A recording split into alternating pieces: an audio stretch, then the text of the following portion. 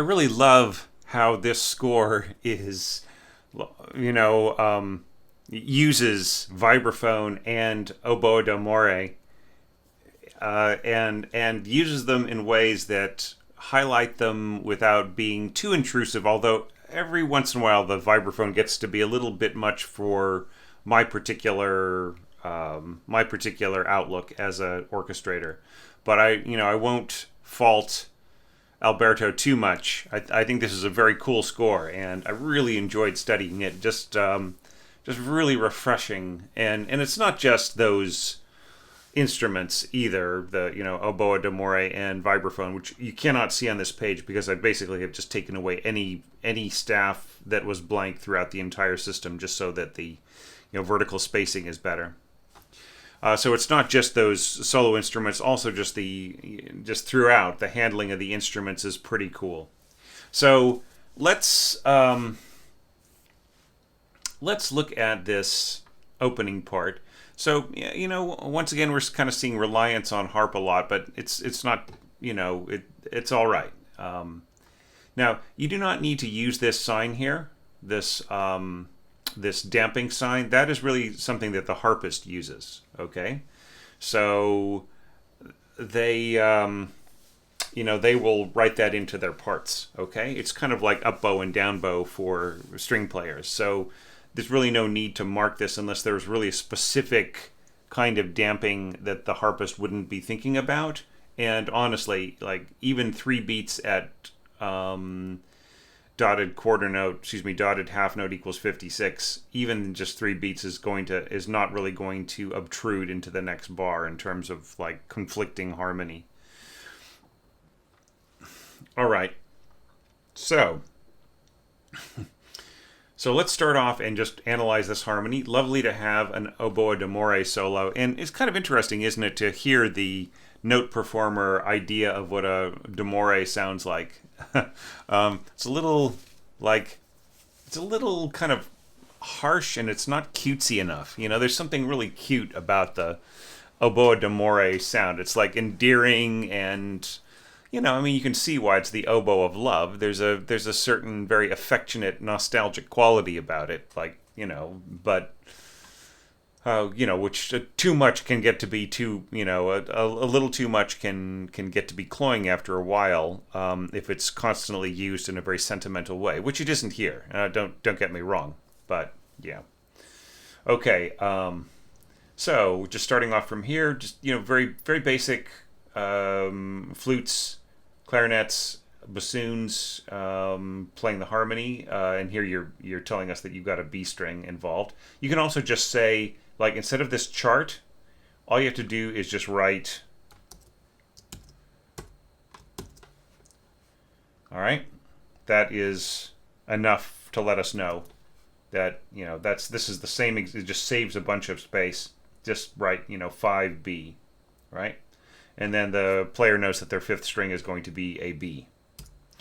Okay, and that's something that I did in my score as well. So I have nothing but good things to say about that. So, all right. So getting back to the orchestration. So da da da dum. You probably do not need to tell us that it's piano in the middle here, right? It's probably that's probably all as far as they're going to go in their crescendo, right? Okay, so these middle dynamics are unnecessary.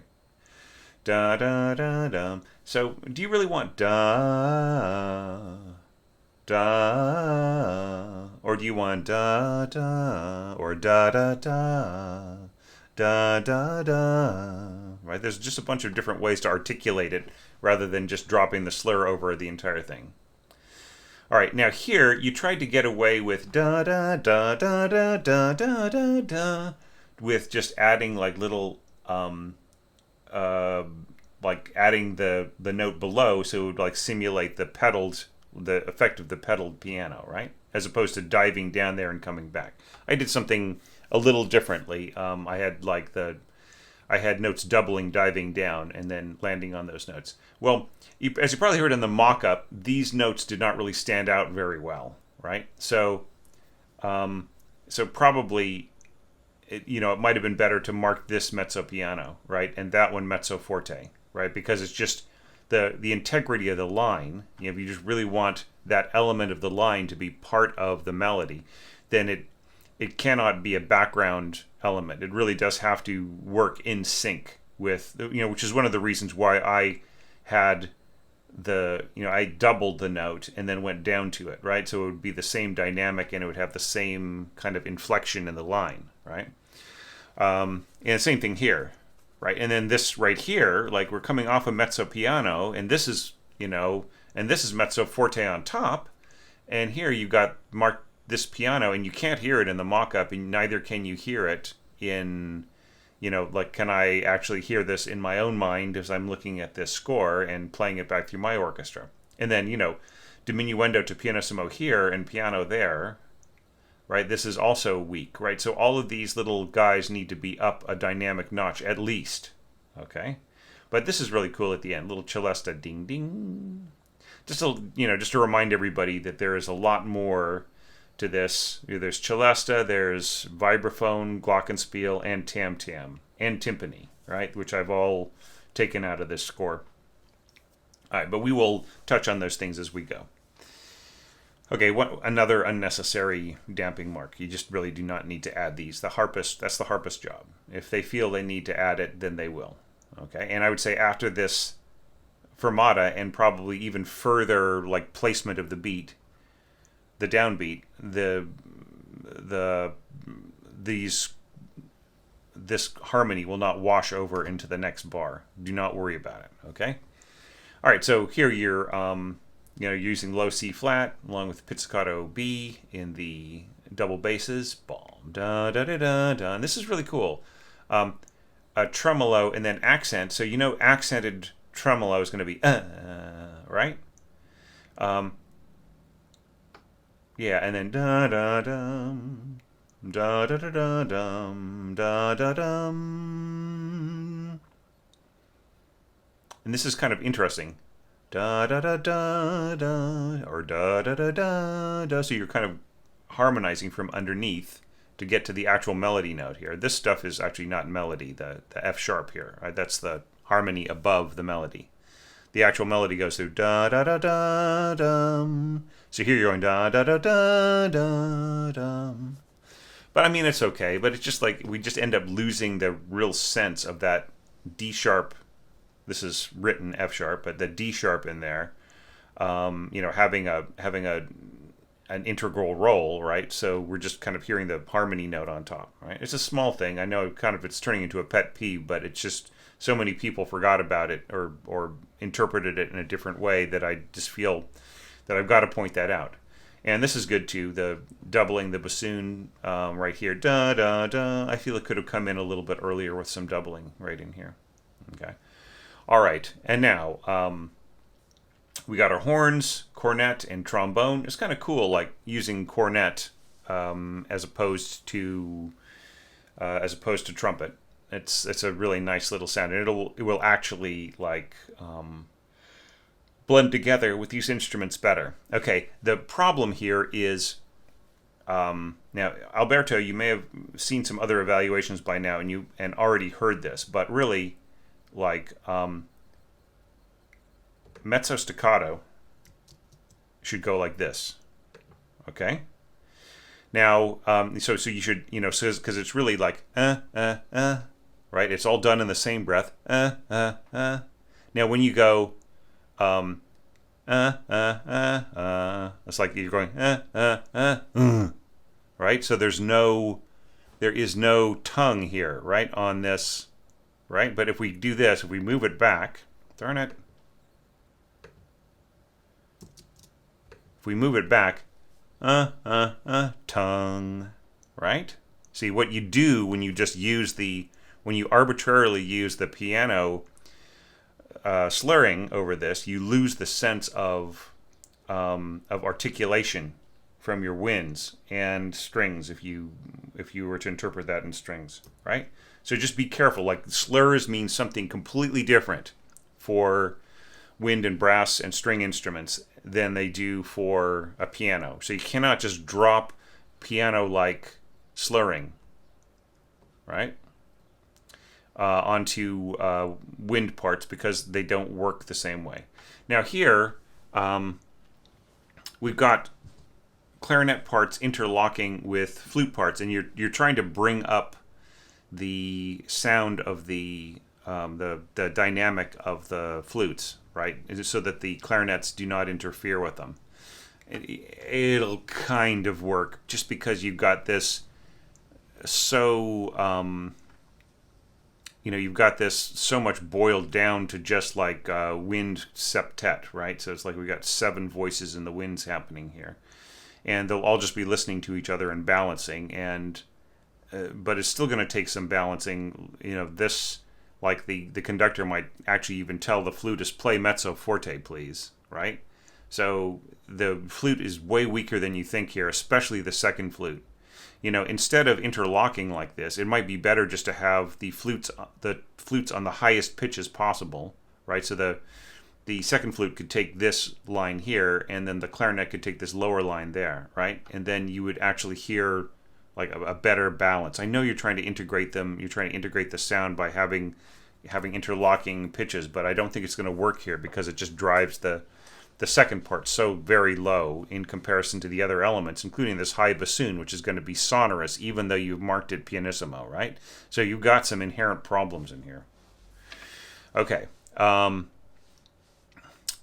well, this is kind of fun. It's kind of strange that you go slur, you go tenuto slur, and then you go, this looks like a tenuto staccato slur to a mezzo staccato. So don't do that. Just either mark them as separate things, because like tenuto staccato has a articulation style that goes like unga. So you're going unga doink, right? Unga doink. So there's no way to connect these, like to say unga. I think you mean that this is supposed to be mezzo staccato at the end, but it's like that's something that should be more grouped together with others, right? So I would say if you really want this to be mezzo staccato at the end, make this mezzo staccato at the beginning too, right? I think it's just clearer, right, and less fussy. It's not that this is wrong or impossible, but it just isn't, it's something that is not going to really make any difference, right? Okay. Now, and you should never, I feel that you should never slur tenuto staccato, right? It should never have a slur over it. That's the main thing. Okay, so we've got this kind of upward sweeping stuff here. Harp and celesta. Yeah, so yeah, LV. Yeah, okay, it's all good. And now let's check out the next page. Okay. Bum, bum, bum, bum, bum. So now here we have an immediate problem in having the flutes a deux, right, inside the clarinets. All right, so basically the clarinets are just going to obliterate the flutes right in here. Especially as they descend, like this D will be heard, C sort of, you get lower, B flat, F, down to D sharp here. Forget it, right? Even though you're trying to balance this by saying, so you see, it's not just that you have to balance things into sort of bring certain elements out and so on and so forth. It also just has to do with the resonance of the instruments, right? So you can make all these compensations with your dynamics, but then just the superior resonance of the instruments will interfere with the clearness, with the clarity of tone, right? So you can even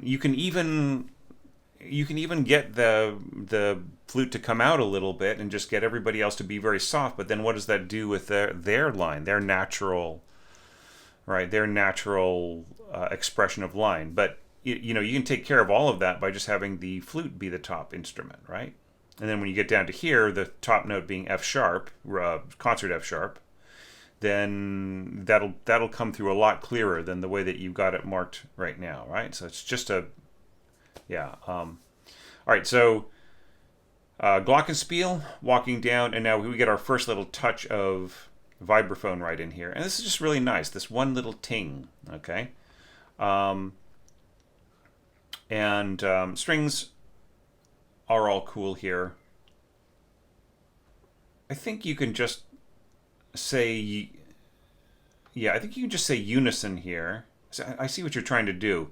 All right, so the the problem that you've got here is that you are once again imposing a piano slur onto a string part, and you are trying to find ways around it, right? You're seeing right now that, oh, the second, I should put this into two separate voices so that this slur can cover everything, including this note. But like, how long can you bow this? You know, right?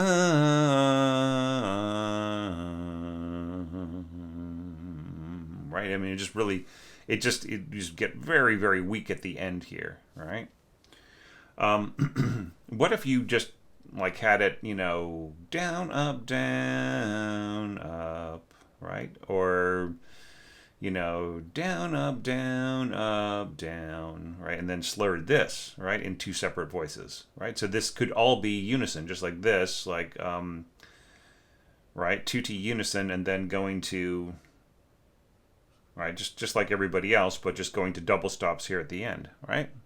So, yeah.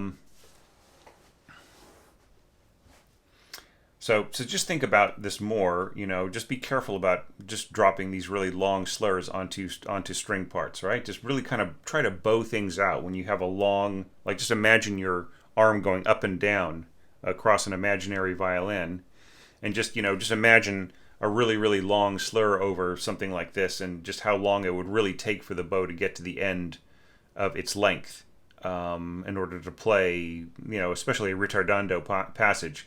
I almost feel like ritardando is sort of like holding your breath, right? It is for, or just like using, you know, in a case like this, like where you have a tie under a ritardando, it just really is using all of the breath that you can, and it's getting longer and longer. And so, well, the same thing with the bow. The bow is like a breath, right? So the longer it takes. All right, I think you understand what I mean.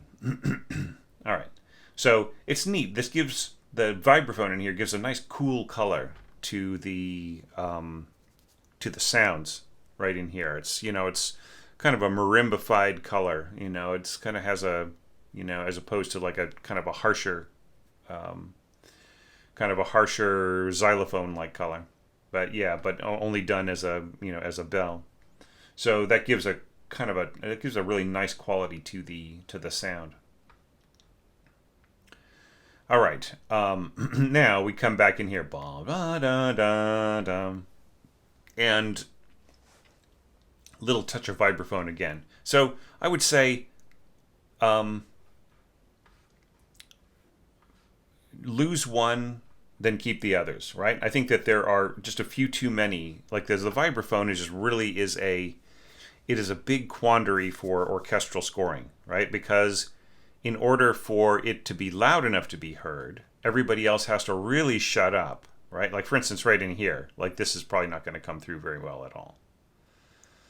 And then, you know, by the time you hit this chord and have an accented forte by the winds, it'll really bury what's going on right in here. And same thing with the strings, right? So, and then the strings playing, the entire string section playing loudly against vibraphone, it's also a little doubtful, right? It's not impossible, but it's just a little, I mean, the timbre is different enough, right? But just vibraphone, just like celesta, is so easily buried by the orchestra, right? It's a very delicate color, and it's it's almost like a non-orchestral color, right? It has qualities in it that are really, really different from all the other members. I'm not saying it's an anti-orchestral member, but it just is. It's got a very, you know, a completely unique tone. It doesn't really have qualities of other orchestral instruments in it as much, right? I mean, maybe a little bit of flute, but it just really doesn't work alongside other instruments as a merging sound. So as a result, when it is used effectively and you can really hear it, it starts to really dominate, right? So it's a question of like blending together. You might lose the quality of the sound entirely. and then bringing it out to be its unique quality all on its own, you run the risk of it just turning into a vibraphone concerto. Do you see what I mean? So that is what I mean by it being a non-orchestral timbre. It is, it is like not something that slips in and out of the texture so easily. So you have to really choose your moments. Okay. But I like the fact that you marked pedals on it and everything else. I think that's cool. So da da da da da da da da da da da dum with oboe. This is kind of cool that you've got you got flute and then you've got oboe d'amore, clarinets working together, and bassoon. So right here you're just using the oboe d'amore as like a ensemble instrument here and there, and that's fine. That Ravel used it too in that way, as opposed to just being a soloist. And that's kind of nice on the player because so long as they can keep their intonation good, then their reed is staying warm and in play, right? It's just such an important thing that it not dry out, right? Or they're just their embouchure just kind of just get kind of lazy and unused. Okay, so the scoring is okay here. I noticed that you're keeping the volume up on vibraphone and flute. Okay. I think you could just have everybody be the same dynamic at the beginning and then only diminuendo to P. I think that would work right in here. And then the vibraphone is going to need to be louder to be heard. But once again, right, it is its own solo color. Little touches of timpani below, that's all good. Da da da da da da da dum. Just a little bit of thickening there from the oboe to the first violin. It will definitely be something that just merges together and gets swallowed into the color of the strings. Here pizzicato, I would say just mark this as a quarter note. Okay, it's because it's like it's not. I mean, like you could possibly get a half note here from cellos, right? But it's just not really realistic that this is going to last all that long. So, and then and much less like, well, anyways, let's not get into that too much. But okay, so then arco divisi, that's kind of nice. It's definitely going to be a jump forward, right? And like piano and a little louder, and then suddenly arco divisi. So there's kind of no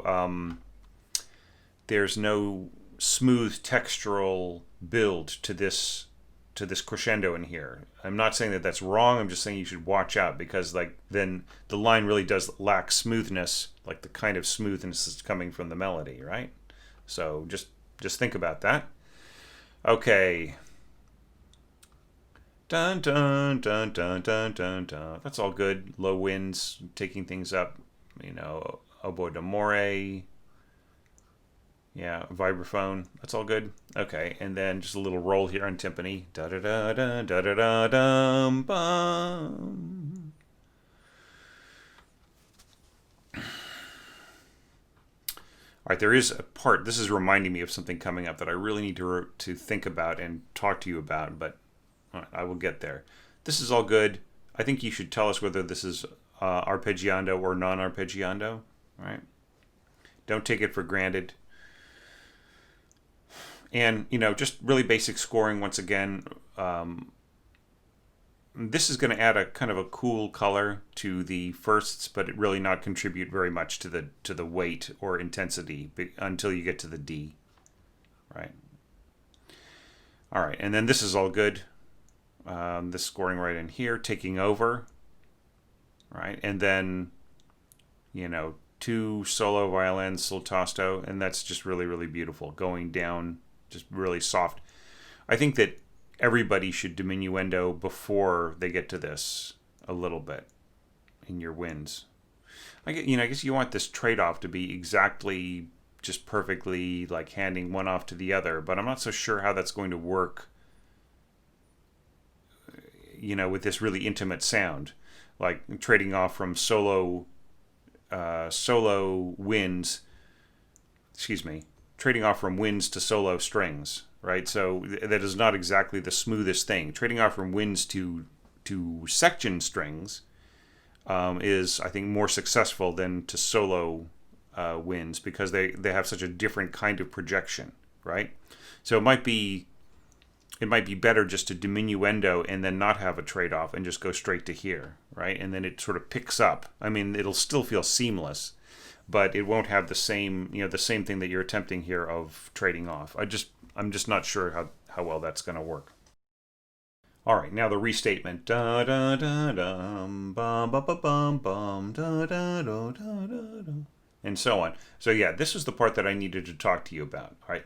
So you want to take over with the harp, marked forte. Okay, and here you do not need to have these brackets here. Just say non-arp, right? And then that just saves all of these brackets you have to put in. And then here, just by adding the arpeggiando marks, then you're back to where you started, right? All right, so here is the problem, is just bringing down the volume softly enough to where this trades off elegantly. So it needs to happen quicker. I would say tie each of these to the next, like, have all of these be quarter notes tied to half notes, and then diminuendo to the half note, right? So to pianissimo on the half note, right? And then you will get a very, very beautiful trade-off here in harp. And I would say, like, don't throw in the diminuendo yet, right? Just go ahead and let the harpist play into it and then diminuendo here, right? Because this is the harpist moment. So, like, giving them a solo that starts with a diminuendo, right? I mean, what use is that, right? So just, just do that so that the trade-off is quicker. Like the diminuendo to the pianissimo is very quick. By the time you get here, you can hear this very clearly, standing out above the winds, and same thing with your two solo unison violins. And that the harp just stays forte and then diminuendo, or even a little bit of crescendo, right? Because it's such a delicate instrument. Like, it's not like a crescendo on a forte harp is going to be brutal at all, right? It's still a really delicate, very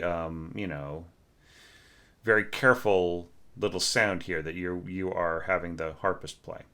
Okay, so now let's talk about the orchestration of this. Da da da dum, da da da da dum. So this is all scored, a duet, clarinets and flutes, bassoons, pizzicato to the bassoon being carried over. It's a great way to emulate or simulate the attack and sustain of piano. And then jumping up to here, just be aware, right, that a tenuto on a string part means a zoom bow. Even if it's soft, it's like zoom, right? It just has this really long, direct sound. Okay, and so zoom, right? Zoom, right? And that's kind of, this will almost be played as a forte piano, and then diminuendo. Right, and this is all good. Little bit of vibraphone in there, and then support from below on brass with the cornet coming back in. Ba ba ba da da da dum. Then da da da. I really like the sort of mixture of timbres in here. It's really nice. Okay, so now moving on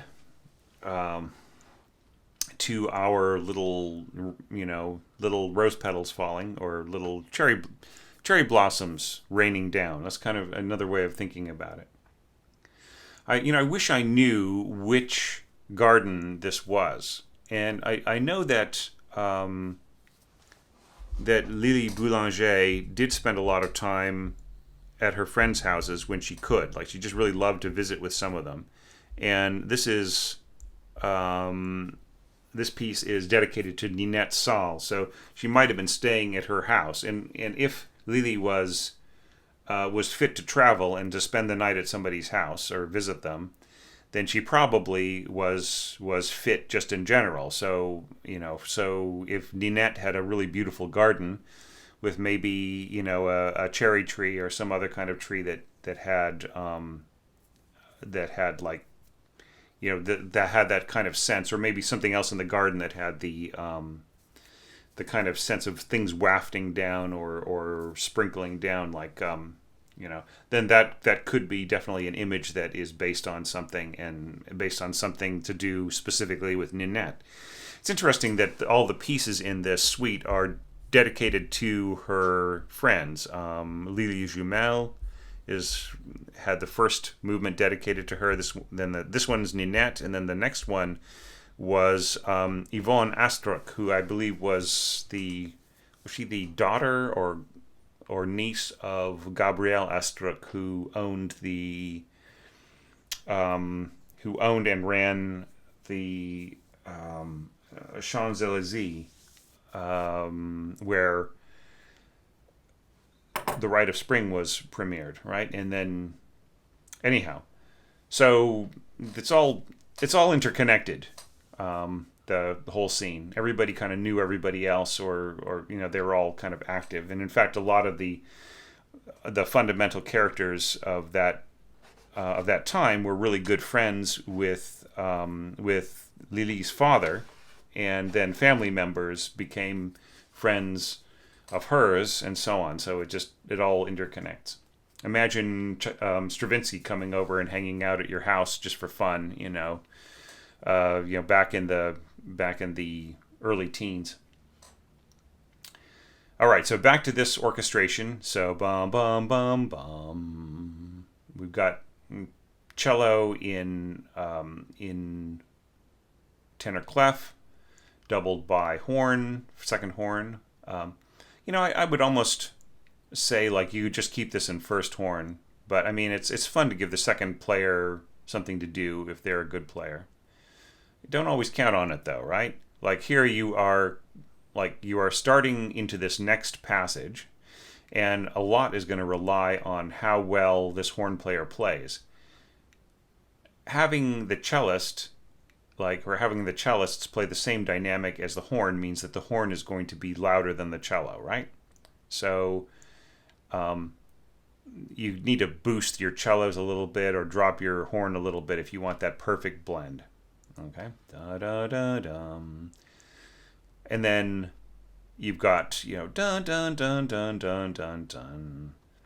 And that's basically played by harp and a little bit of vibraphone. Now here I found the vibraphone to be a little intrusive. And maybe if the dynamic were a little softer, right here, like maybe pianissimo to the harp's piano or even mezzo piano, then it might work a little bit better. And then like this celesta stuff in here is all really cool. I notice you're missing a bracket here, and I'm wondering if I did that by accident when I was reformatting some of your pages. But yeah, this should have like if you didn't have that in here, this should be just a regular sort of brace, grand staff brace. Okay, and then this is all going to work. Arco, sul tasto, these little interlocking figures working their way down, harp, and so on. And then here we are getting a little bit higher. Bum bum bum bum. Mezzo forte horn. I would say mezzo piano horn, excuse me, and I would say mezzo forte violas right in here. And I think that you'll get the right blend, especially considering just how powerful the horn is compared to violas. Now, this is kind of a sad thing because viola and horn blend together so beautifully, right? And that's what you want. You want is that perfect blend of the two timbres, because it's so evocative. It's so, like the way that the difference between viola plus horn as opposed to cello plus horn is just really, it's like it's going. I don't know how to describe it. You just have to check out some examples of that. Then I'd say like in here, like you really want that blend to be perfect, right? So bring down the level of horn. You could do that. Yeah, I would say just since we're kind of gaining in intensity here, maybe this could be mezzo piano, this could be mezzo forte. Just bring out the strings more. Okay, and now we get to cornet coming in with second violin, and here you're balancing, which is good. Mezzo piano, and yeah, you're kind of building in like scope, but not really in intensity of dynamic, right? But I mean, I still think you could push things a little bit, like make your picture a little bit bigger dynamically as well as orchestrally. And kind of the same strategy each time. The falling sul tasto strings and harp and vibraphone. Okay, maybe some variation in there would have been kind of cool.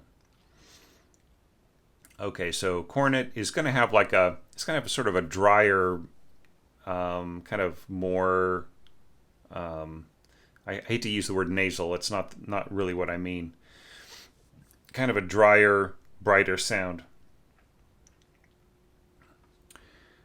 All right, and then you get to hear some tam tam, just a little bit of rolled, soft tam tam. That's kind of cool. With the timpani stroke underneath it. Contrabassoon is really having some long breaths here. It's good that you're giving them time to breathe. Okay, and standard oboe plus first violin playing an octave higher, right? And I think here you need to have the same, like the way that you got this scored, the overtones of the oboe are going to conflict with the note of just the standard note of the first violin, right? So they need to be the same dynamic, so that isn't a problem. All right, and this is just all the same. This time adding winds as you drop. Okay, that's cool. Okay, and then finally we get to the end. All right, so bum bum bum bum. Glockenspiel instead of vibraphone. That's very cool. And here you are adding harp to oboe d'amore. Okay, so I don't think you need the accent mark there. All right, I think, and I think it's enough just to have the tenuto emphasis. Bum, bum, bum. And you don't even need the emphasis at all here at this last note. Right? It's enough that it is a little louder, right? And you probably noticed that here's where a note performer just totally fails. That is not the sound of an oboe d'amore. That just doesn't sound right, right? So nobody be shocked and think, oh God, d'amore sounds horrible. Well, that's not a real d'amore, okay? What you're going to get here from a real player is something just really sweet and beautiful and kind of cute, right? Hate to say, I'm sorry, d'amore players. I don't mean to be patronizing, but it's really kind of intended to sound cute, all right? So that will come through there a lot better, and especially in conjunction with harp. So that is a very cool thing. And then here you've got, like, you want sort of your effortless overlapping, dovetailing. And you can do that with just a single note, right? And you can do it on the beat if you want to. It's fine. It'll actually attract less attention if you just do it on the downbeat. Okay, and and then of course, like, for people who don't know what's going on here, we just have these are stacks of artificial harmonics playing the harmony inside all of this other stuff going on in the winds. Yeah, and this is kind of neat. Piccolo in unison with first flute, not going too high. That's all good, and just adding more and more elements to this. Yeah. So I feel that it works great. I mean, Alberto, it's really, it's great to see you getting so confident and having so many great ideas as an orchestrator. I've always enjoyed looking at your scores in the past, and this is really one of the best things I've ever seen you submit. So yeah, I would really be interested to see what you could do with next year's challenge if you're available. Yeah, it just would be terrific to go through and and to look at your very original ideas. it's been great having you as as a supporter of the channel, and as somebody who is part of the Orchestration Online community. I really value that. I'm really happy to have you as part of that, and I know you would have some interesting insights for your other longa / dotted brev level participants for this challenge. So please do have a look at some of the other entries, some of the other evaluations that I've released, and please, like let them know what you think, whether it's just a little, like awe and praise, or whether it's some constructive help, right?